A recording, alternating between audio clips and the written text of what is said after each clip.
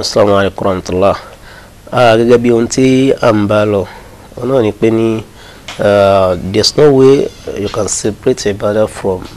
hayat, from life. So life tó wà meaningful, àbásìkò tó mi dé nìyẹn lè tó wà meaningful ní tó ṣe pé ní bí ṣe ń lò náà ni a rí pé ní kò já ibadah kúrò nínú life. Àwa sọ fún wa pé ní ó dọ́wọ́ wa tó ṣe pé ní a máa da gbogbo ẹ̀ pọ̀ ní ìrun kọ́ là ń kéye o, kírun fọ́lọ́run ọba, àwa à ń ṣe tó wù wá ní ẹ dákun gbogbo àdáwà jẹ́ òṣìṣẹ́ ẹ jẹ́ kó wà nínú tó ṣe pé ní mùsùlùmí gbọ́dọ̀ sí pọ̀ ní pé àwọn àsìkò oorun tí mo gbọ́dọ̀ kí ni tí mo gbọ́dọ̀ ṣe ni. So ìyẹn gbọ́dọ̀ wá wò pé ní sẹ́nà ló wá dí mi lọ́wọ́ tí n fi ní ráyè gbọ́tọ̀ Ọlọ́run ọba àti bọ́ Ọlọ́run ọba ló dá sáyé tó sì ní ká wá mójútó nù ntí. So ìyẹn ń jẹ́ àwọn nǹkan kan bẹ́ẹ̀ náà ní táwa wo gbogbo àwọn tó ṣe wípé Ọlọ́run bá ṣe ní ọ̀ràn èèyàn fún wa yàtọ̀ sí ìrun lápèjúwe Ramadan tá a máa gbà náà ẹ̀rípò náà lásìkò títí èèyàn kan gbọ́dọ̀ wo sọ̀sọ̀ kó wá wò pé ní irọ́ inú oṣù Rabiul Awwal àbí Rabiul Thani lèmi ó ṣe ìbádà àmì lèmi ó gbàwẹ̀ ti tèmi. So inú oṣù lásìkò tèmi rò ìpé bóyá ó dá fẹ́mi kò rí bẹ́ẹ̀ tí ì bá ṣe pé ẹni tó ṣe pé ó kàn fẹ́ san gbèsè Ramadan tó jẹ. So n táwọn fàyọ náà ni pé ní àsìkò kan náà nù. So mùsùlùmí ó ti mọ̀ yí pé ní àsìkò báyìí tó bá ti ń dé òun gbọ́dọ̀ jọ́sìn fún Ọlọ́run ọba ìbádà ni tó jẹ́ ọ̀ranyàn ó ti fún 30 or 29 days. So ká tó ń lọ síwájú bẹ́ẹ̀ náà ni a máa rí ọ̀dà zakat gan pàápàá nígbà tí a bá ti ní nisab nìdí tí a lè fi yọ zakat rẹ̀ lọ́wọ́ àti nínú nǹkan tí ò gbọ́dọ̀ wọ́n kà kúnná pé ní haulu gbọ́dọ̀ wọ́ tó bá ti ń di pé ní nisab ń tà fi yọ zakat yẹn ti ń di pé ní ọdún tí ń yípo wọn lórí ẹ̀rí pásítọ̀ náà ni. So gangan náà nínú nǹkan tó ṣe pé ní èèyàn náà ó ní í ṣe papọ̀ mọ́ àsìkò ni. Gẹ́gẹ́ bákan náà ni hajj tá a máa ń ṣe ọ̀ranyàn lòun náà fẹ́ni tó bá lágbára àpáàn lọ sọ bẹ́ẹ̀ walillahi ala nnasi hijjul bayt man istata'a ilayhi sabila fẹ́ni tó bá lágbára láti lọ Ọlọ́run bá sọ fún wa pé ní kò sí hajj ọ̀ranyàn ni o tọ̀ fẹ́ni tó bá wá lọ yóò lọ lásìkò tó ṣe pé ní àmọ́ lọ tọ́lọ́run bá ti rọra àdáda tó ti gbé kalẹ̀ fún àsìkò tá a máa lọ sí hajj àti àsìkò tá a máa perform hajj gàgà. So èyí tó ṣe pé ní a sì mọ̀ sí Zulqaada takriban Zulhijja àsìkò hajj tí a máa ṣe inú oṣù Zulhijja tá a máa ṣe hajj. Nígbà mẹ́fà ọ̀bẹ náà ni pé ní gbogbo eléyìí àwọn ọ̀ràn yẹn ni tó ṣe pé ní àwọn ìbádà tó ṣe pé ní ó jẹ́ ọ̀ràn yẹn tí mùsùlùmí ò gbọ́dọ̀ má ṣe ní àwọn àsìkò tó ṣe pé ní wọ́n ṣe ní dandan fún wa pé a gbọ́dọ̀ má ṣe. So nínú Al-Qur'ani àti sunnah Ànábì wa Muhammad sallallahu alaihi wasallam. So ìyẹn ni wọ́n fà wíjà pé ní àwọn tó rò papọ̀ mọ́ ọ̀ràn yẹn ti dandan ó lọ pẹ̀lú àsìkò. Ní ẹ̀dá bá tún wọ àwọn míì tó ṣe pé ní àwọn ìbádà lòun náà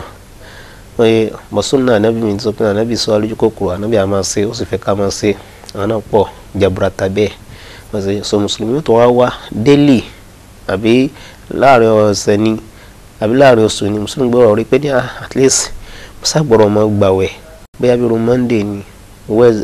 Thursday ni kì í ṣe dandan o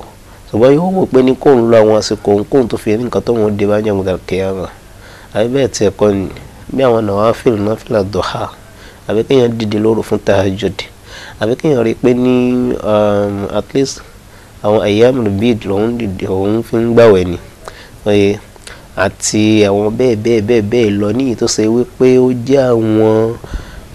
àwọn ìbádà tí èèyàn ó ṣe tó ṣe wípé òun gangan fún rẹ̀ òun yóò fi já sí pé òun náà ó yóò gba àwọn nǹkan kan nínú àsìkò ọmọdé nìyẹn ó lè jẹ́ daily ni ó lè jẹ́ every 2 days ni ó lè jẹ́ every 3 days náà lèyàn rí i pé ní kó máa fi ṣe àwọn kankan yìí ní tó sì lọ pẹ̀lú sunnah Ànábì Muhammad sallallahu alaihi wasallam tí ó máa já sí pé ní ìrírí àsìkò ẹ̀ lò fún tó jọ mọ́ irú nǹkan bẹ́ẹ̀. So ìyẹn ló fà tó já sí pé ní n tá fẹ́ yọ gẹ́gẹ́ bí point náà ni pé ní the first thing tí mùsùlùmí gbọ́dọ̀ mọ̀ kíyèsí nínú ọ̀rọ̀ ẹ̀ oye láyé ẹ̀ òun náà ni pé ní daily o òun gbọ́dọ̀ rí pé òun mójútó ìbádà. èyí tí wọ́n fi ń dájú náà ni pé ní kó sọ life ẹ̀ generally di ìbádà mọ́ra ẹ̀ lọ́wọ́. so yíyá sí pé ní máa ń dàlá ẹ̀rọ ẹni bẹ́ẹ̀ tó ṣe pé ní yóò rí nǹkan dé bá ń jọ nǹkan kẹyàmà àti so ntọ́lọ́mọ bá ń sọ tábà wọn náà Kùránì ó pọ̀jà bùrọ̀tà tó ṣe pé ọlọ́mọ bá ti ń rọ̀ gábà wá tọ́lọ́mọ ti ń sọ fún wa pé ní ìbádà oye Kùránì sọ pé ní wa'budu rabbaka hatta ya'tiyakal yaqin.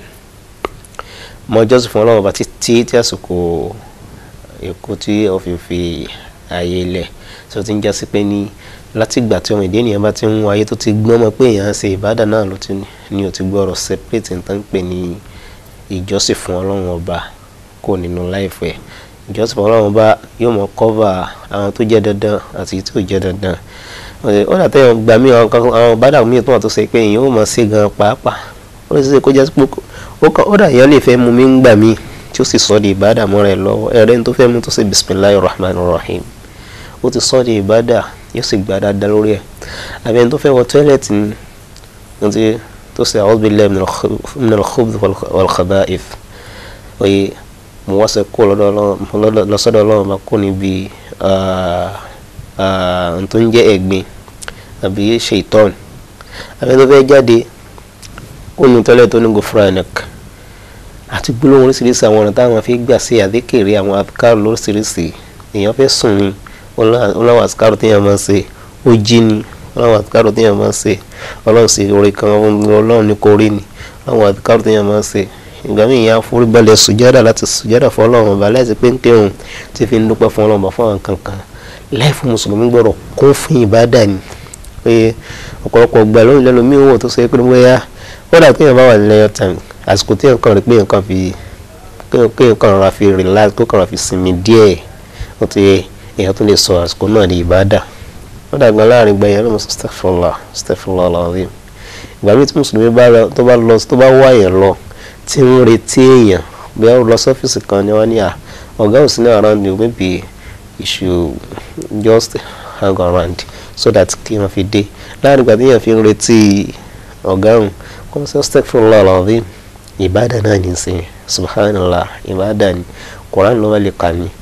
ó bá lè mọ rántí nǹkan kan nínú tó jẹ́ mọ́rọ́ lọ́wọ́ bá ní. yẹ pé mùsùlùmí gbọ́dọ̀ mọ́ fi àsìkò kan lẹ̀ gbogbo àti oníwòye jẹ́ pé náà anábì wa Muhammad sallallahu alaihi wasallam ó ní la yazalu lisanaka ratban bi dhikrillah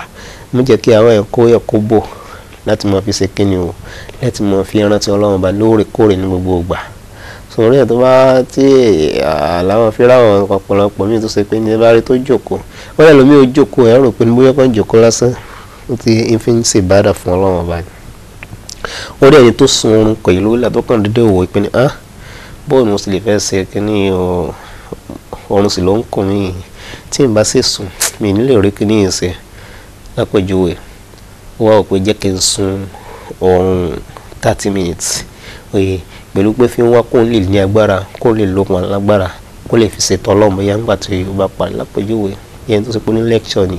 àbí ẹni tó ṣe pé ní ó ní nǹkan kan tó ṣe pé yóò ṣàṣì ọmọ ìdí ènìyàn láǹfààní yóò tún jẹ́ nǹkan tó tó rò papọ̀ mọ́ nǹkan tí ènìyàn wá sí láyé níyìn tó ṣe pé ní ohun yóò tó wá máa túmọ̀ fún ìbádà fún abẹ́rẹ́. so yẹn ló fà tó já sí pé ní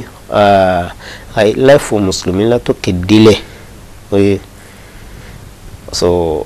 life ó gbọ́dọ̀ já sí pé nǹkan àbádà ni ẹwà ànábì al-Qur'an sọ fún ayé pé ní kul inna salati wa nusuki wa mahyaya wa mamati lillahi rabbil alamin. so ìlànà bí wọ́n sọ fún ayé pé ní kul inna salati wa nusuki irun mi àti ìbádà mi ó lò tẹ̀ tó ní hayati wa mamati gbogbo ẹ̀ pátápátá lillahi rabbil alamin. salati tànàbí al-Qur'an wí nusuki al-Qur'an wí ó ti kó sínú hayati gan pàápàá torí pé takhsisu ní qabla al-'am àbí tamim Ọlọ́run sàlẹ́sà ní ká lè mọ bí irun ṣe pàtàkì tó èyí tí a padà tún sọ fún wa gẹ́gẹ́ bí ìta tó sọ lẹ́ẹ̀kan ká lè mọ bí irun ṣe ní agbára tó ó dárúkọ irun tí ó tún dárúkọ nusuki ó tún dárúkọ ìbádà